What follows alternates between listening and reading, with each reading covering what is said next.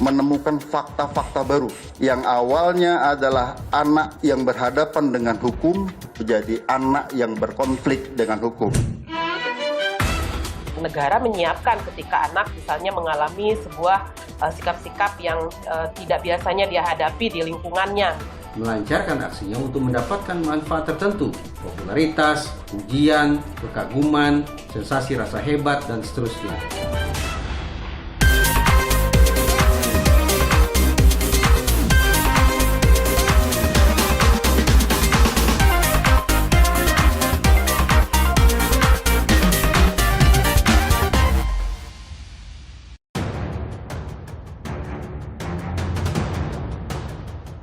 Kasus penganiayaan anak dengan tersangka anak seorang mantan pejabat Ditjen Pajak memasuki babak baru.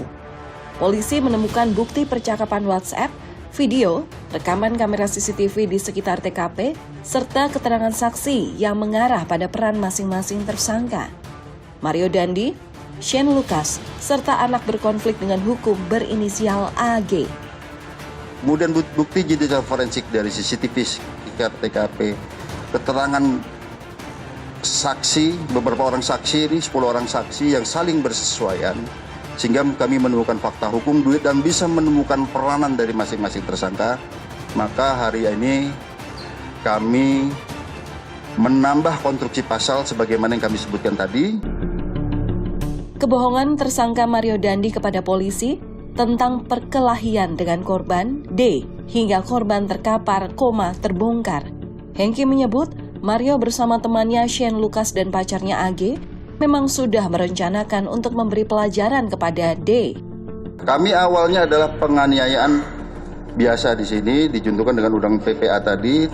Setelah kami adakan pemeriksaan, kami libatkan digital forensik, kami menemukan fakta-fakta baru, bukti chat WA, video yang ada di HP. Kemudian perlu kami sampaikan, kami juga menemukan CCTV di seputaran TKP. Dari indikasi keterlibatan AG, polisi akhirnya menaikkan status hukumnya dari saksi menjadi pelaku atau anak berkonflik dengan hukum. Peningkatan status ini dilakukan setelah memeriksanya 3 kali dan melakukan gelar perkara. Ada perubahan status dari AG yang awalnya adalah anak yang berhadapan dengan hukum berubah menjadi atau meningkat statusnya menjadi anak yang berkonflik dengan hukum. Polda Metro Jaya mengambil alih kasus penganiayaan D dari Polres Jakarta Selatan.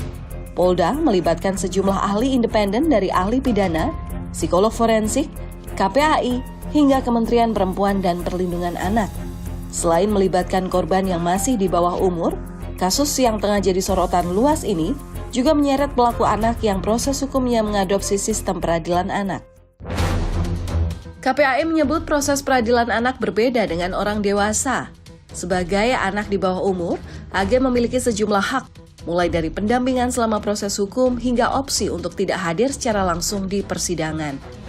Ancaman pidananya pun maksimal setengah dari pasal yang disangkakan kepada pelaku utama. Tentu saja bagaimana kondisi anak tersebut gitu. Nah ini beberapa versi sih yang beberapa kali saya ikuti itu memang ada yang tidak dihadirkan tapi melalui telekonferensi misalnya ya, atau ya tadi tetap hadir tapi dengan pendampingan. Jadi ada situasi-situasi kekhususan itu yang akan kami pantau, yang akan kami lihat. Nah di sisi lainnya juga misalnya dipastikan situasi dan kondisi anak harus tetap dalam keadaan sehat gitu ya, dalam keadaan fisik, psikis, psikologisnya juga dalam keadaan terlindungi. Bahkan negara menyiapkan ketika anak misalnya mengalami sebuah sikap-sikap yang tidak biasanya dia hadapi di lingkungannya. Penyebab tindakan para pelaku menurut anggota Pusat Kajian Pemasyarakatan sekaligus psikolog forensik Reza Indragiri, selain motif emosional, perbuatan tersangka juga dipengaruhi oleh motif instrumental. Pelaku melancarkan kejahatannya untuk mendapatkan pujian, kekaguman, dan sensasi rasa hebat. Justru tidak tertutup kemungkinan tersangka ini bergerak dilatar belakangi oleh motif instrumental.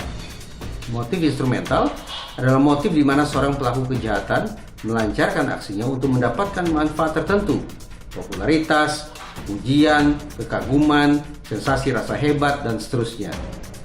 Jadi kemungkinan pertama bahwa tersangka digelayuti oleh motif emosional, atau kemungkinan kedua motif instrumental, atau justru merupakan perpaduan dari keduanya.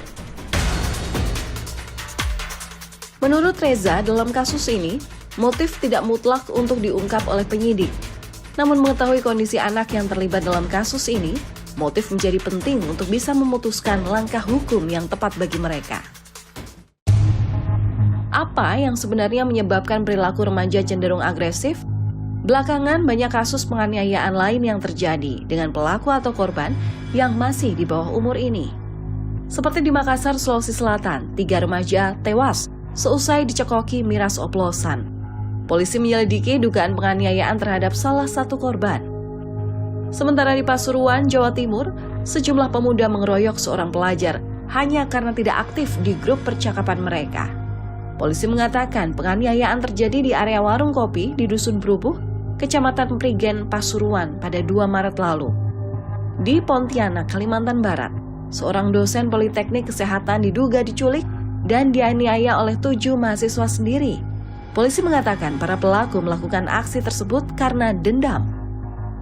Perilaku agresif para remaja yang menjurus pada tindakan kriminal ini, menurut psikologi forensik Reza Indragiri, dapat dipengaruhi oleh pola asuh orang tua. Ketika kita bicara tentang maltreatment, pengasuhan yang keliru, secara umum bisa kita pilah menjadi 2. Yang satu adalah negligence alias penelantaran, pengabaian terhadap hak-hak anak. Anak tidak disekolahkan, anak tidak dikasih makan, anak tidak dibangun spiritualitasnya, dan seterusnya. Tetapi dalam kasus ini tampaknya terjadi bukanlah negligence, melainkan sisi kebalikannya adalah over-pampering alias pemanjaan berlebihan. Dilansir dari Kompas.com, Kepala Psikologi Anak dan Remaja dari Northwest Health, New York, Amerika Serikat, Dr. Victor Fornari mengatakan, perilaku ini mungkin ada kaitannya dengan popularitas postingan di media sosial dan anak muda yang cenderung menginginkan perhatian luas. Kepemilikan ponsel menyebabkan kecenderungan tersebut semakin menjadi.